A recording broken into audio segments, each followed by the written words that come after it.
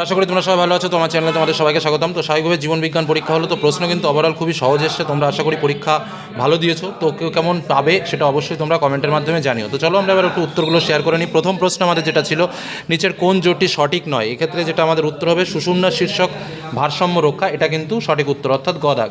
পরবর্তী প্রশ্ন, কাজের প্রকৃতি অনুযায়ী অপটিক ভেগাস ও ট্রক্লিয়ার স্নায়ু হলো যথাক্রমে, উত্তর হবে কি সংজ্ঞাবহ, মিশ্র এবং আজ্ঞাবহ। অর্থাৎ অপটিক হচ্ছে সংজ্ঞাবহ, ভেগাস হচ্ছে মিশ্র এবং ট্রক্লিয়ার হচ্ছে আজ্ঞাবহ।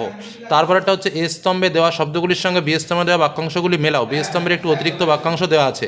এক্ষেত্রে আমাদের যেটা উত্তর হবে সেটা হচ্ছে গ দাগ। কারণ দেখো, ফটোনাস্টিক চলনের সঙ্গে তোমার হবে সূর্যমুখীর ফুল, তারপরে থার্মোনাস্টিক চলনের সঙ্গে হচ্ছে টিউলিপ ফুল বেশি উষ্ণতায় ফোটে, তারপরে তোমার সিসমোনাস্টিক চলনের সঙ্গে তোমার যেটা হবে সেটা হচ্ছে লজ্জাবতীর পাতা স্পর্শ করলে মরে যায়, এবং কেমোনাস্টিক চলন যেটা রয়েছে সেটার সঙ্গে হবে তোমার সূর্য শিশিরের পাতা রোম পোকার দেহে রাসায়নিক পদার্থের প্রভাব বেঁকে গিয়ে পোকাটিকে আঁকড়ে ধরে। অর্থাৎ উত্তর হচ্ছে গ দাগ।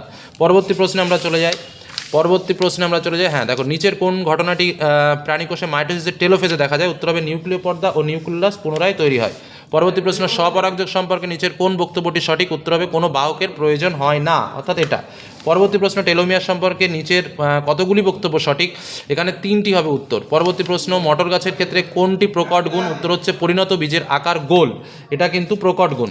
পরবর্তী প্রশ্ন চলে আসি, সাদা অমসৃণ রোমের ফেনোটাইপযুক্ত গিনিফিকের একটি সম্ভাব্য জেনোটাইপ হলো BBRR, এর অপর সম্ভাব্য জেনোটাইপটি কি? উত্তর হচ্ছে এই ছোট হাতের BBRR, গ দাগ। নিচের কোন বক্তব্যটি সঠিক? এখানে যেটা উত্তর হবে গ দাগ। হিমোফিলিয়া হলো একটি এক্স সংযোজিত প্রচ্ছন্ন জিনগঠিত রোগ। পরবর্তী প্রশ্নে আমরা চলে যাই। নিচের বিবর্তন সম্পর্কিত কয়েকটি ধারণার উল্লেখ করা হলো, এদের মধ্যে ডারউইন তত্ত্বের প্রতিপাদ্য বিষয় কটি? উত্তর হচ্ছে 4টি। পরবর্তী প্রশ্ন, মিলার ও উরের পরীক্ষায় জীবদেহের কোন মূল উপাদানটি তৈরি হয়েছিল? উত্তর হচ্ছে অ্যামাইনো অ্যাসিড। পরবর্তী প্রশ্ন, ঘোড়ার বিবর্তনের ধারায় আধুনিক ঘোড়ার সামনের আর পেছনের পায়ে কোন কোন পরিবর্তন লক্ষ্য করা যায়? উত্তর হচ্ছে খুর আছে আর 3টি করে আঙ্গুল। পরবর্তী প্রশ্ন, পশ্চিমবঙ্গের জলদাপাড়া বেথুয়াডাঙ্গা সুন্দরবন সংরক্ষিত বনাঞ্চলের প্রকৃতি কেমন? উত্তর হচ্ছে জাতীয় উদ্যান, অভয়ারণ্য এবং বায়োস্ফিয়ার রিজার্ভ। হিমালয়ের কস্তুরী মৃগ আর সর্পগন্ধা উদ্ভিদ বিপন্ন হওয়ার কারণ কি? উত্তর হবে চোরা শিকার এবং অতি ব্যবহার। পরবর্তী প্রশ্ন, মাটি দূষণের একটি ফল হলো? উত্তর হচ্ছে জীব বিবর্ধন। পরবর্তী প্রশ্ন আমরা চলে যাই।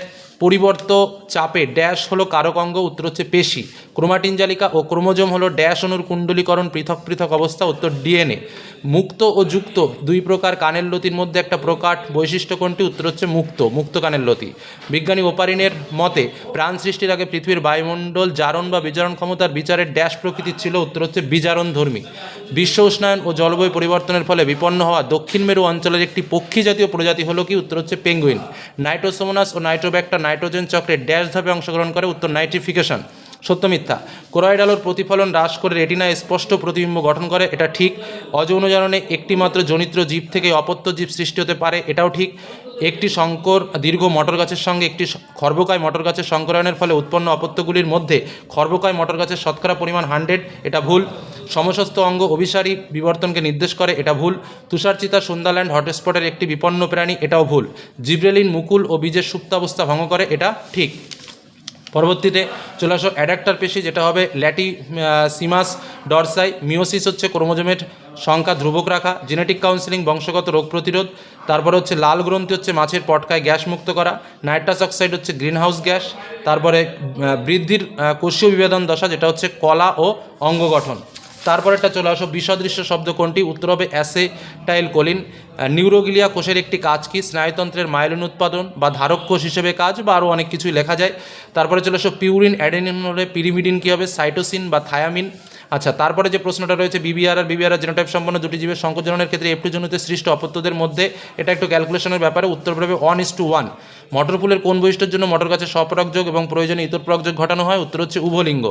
একই খাদ্যের জন্য দুটি ভিন্ন প্রজাতির পাখির মধ্যে জীবন সংগ্রামের একটি উদাহরণ বাজ পাখি ও চিল, শালিক ও পায়রা, এগুলো লিখলেই হবে।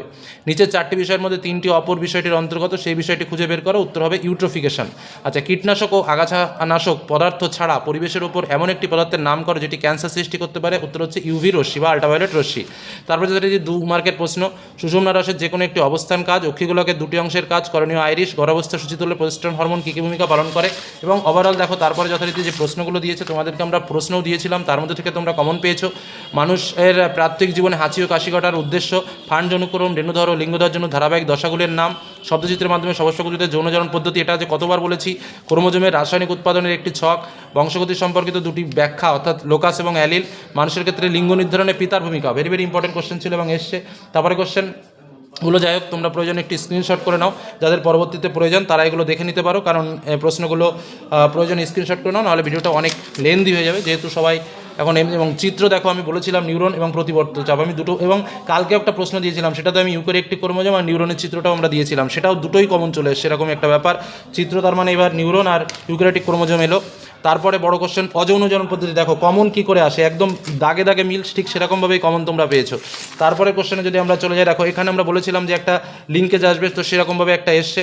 তারপরে দেখো এই যে হট ডিলুইড স্যুপ, ওয়াসারবেট কি, এগুলোও বলেছিলাম। শিম্পাঞ্জির খাদ্য সংগ্রহণ পদ্ধতি বলেছিলাম, এসছে। নাইট্রোজেন চক্র হুবহু কমন পেয়েছো তোমরা। আর লাস্টের যে প্রশ্নটা রয়েছে সুন্দরবন থেকে, এটাও তো একদম শর্ট পার্ট, আমরা বলেছিলাম যে সব থেকে সহজ পার্ট এটা। তো এগুলো আমাদের প্রশ্ন এবং উত্তর তোমাদের সামনে শেয়ার করলাম, তোমরা কেমন পারলে অবশ্যই কমেন্টের মাধ্যমে জানিও। ধন্যবাদ।